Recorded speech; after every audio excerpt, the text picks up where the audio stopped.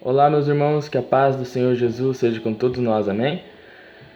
Irmãos, eu estou gravando uns vídeos, eu quero estar postando todos os dias vídeos no YouTube, agora nesse tempo que a gente está sem ir na igreja, por conta do decreto, né? Saiu o decreto que a gente deve ficar 7 dias em casa, e agora saiu outro decreto com mais 7 dias e não vai ter reuniões em igrejas, eventos, festas, aniversários durante 30 dias pelo menos. E a palavra de Deus fala em Romanos, capítulo 13, a partir do versículo 1, que nós estamos sujeitos à lei do homem, à lei humana, e que toda autoridade é constituída por Deus. Portanto, devemos respeitar as autoridades, e se nós não respeitarmos as autoridades, estamos pecando contra o próprio Deus. É o que a palavra do Senhor nos diz. Então devemos respeitar, né, aquilo que nos foi imposto. Sabe, não está sendo algo contra os cristãos, está sendo algo para o bem da sociedade.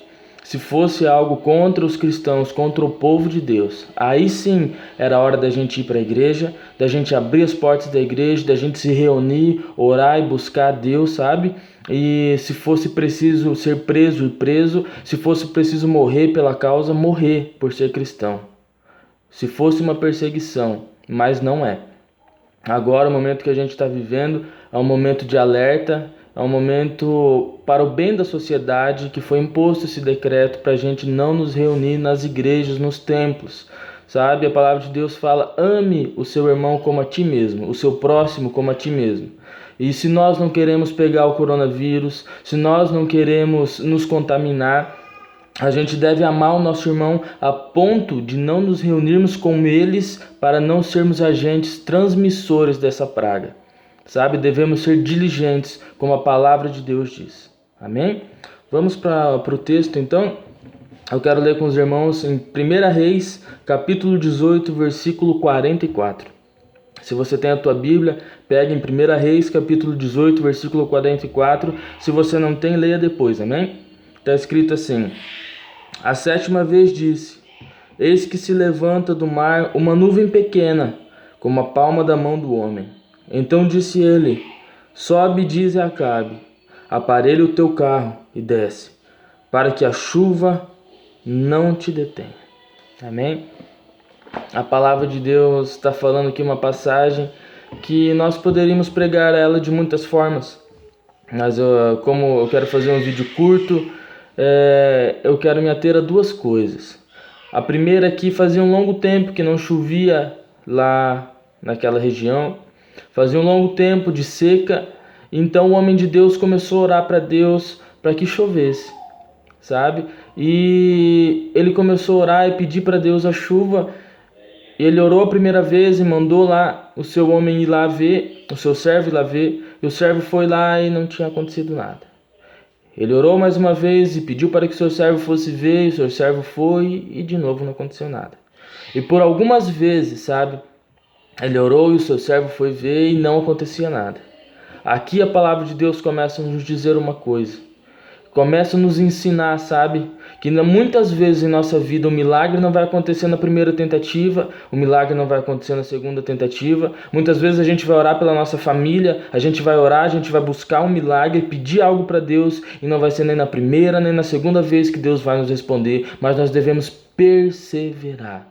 O Senhor Deus começa nos ensinando, sabe, a perseverar em nossas orações, em nossa busca a Ele, em nossa busca pela nossa família, sabe? O Senhor Deus está falando: não desista dos seus sonhos, não desista dos seus familiares que ainda estão no mundo, não desista do seu milagre, porque Deus é fiel com aquele que é fiel com Ele. Se você não desistir, você vai ver a glória de Deus na sua vida.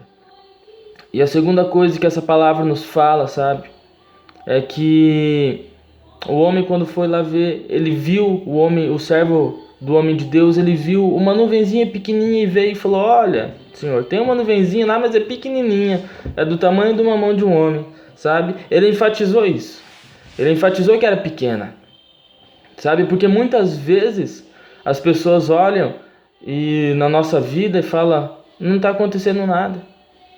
A gente vê alguma mudança, mas quem está de fora não vê. É muito pouco, muito pequeno, sabe? Ninguém vê, ninguém se atenta. Mas o Senhor Deus está falando que o pouco com ele se torna muito, e que o muito sem ele não é nada. Sabe, o homem pode ter o mundo inteiro, mas não valerá de nada no dia que ele chegar diante de Deus. No dia do julgamento do trono branco, não vai importar se ele tem dinheiro, se ele tem carro, se ele tem bens, não vai importar se ele tem uma conta gorda no banco, não. Ele pode ter muito, mas se ele não tiver Deus, no dia do julgamento não vai ser nada. No dia que ele pegar um câncer terminal, não vai ser nada. Mas nós temos uma esperança no nosso Deus. Nós temos uma esperança, sabe? Que o pouquinho que nós temos, se nós colocarmos nas mãos do Senhor, Ele vai fazer ficar muito. Sabe, era uma nuvenzinha do tamanho da mão de um homem, e o Senhor Deus fez vir uma grande chuva. Imagina o que Ele pode fazer na sua vida com aquilo que você tem. Creia no poder de Deus, creia em Deus, creia na glória de Deus, e Deus vai fazer grandes coisas na sua vida. Sabe, irmãos, eu estava vendo essa semana, eu gosto de ler notícias. Eu não gosto muito de assistir, porque os jornais, geralmente, eles nos induzem a pensar algumas coisas, eles são muito sensacionalistas e nos levam a pensar coisas que não é a realidade. Então eu gosto bastante de ler as notícias, que eu posso filtrar aquilo que é verdade e aquilo que não é. E eu vi essa semana que já tem algumas vacinas contra o coronavírus.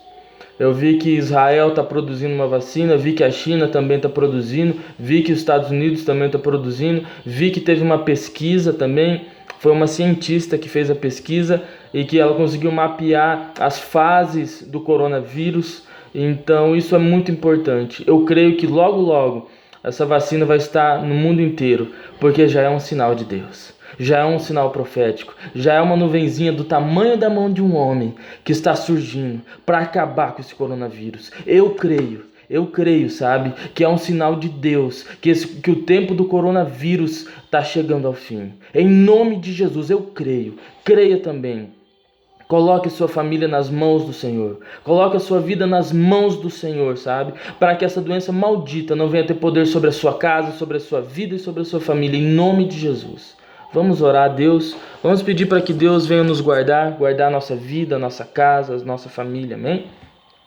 Senhor nosso Deus e nosso Pai amado, obrigado, papai querido, pela sua santa palavra, Deus. Meu Deus e meu Pai, eu te peço nesse momento, abençoa cada irmão, cada irmã que está vendo esse vídeo, Pai.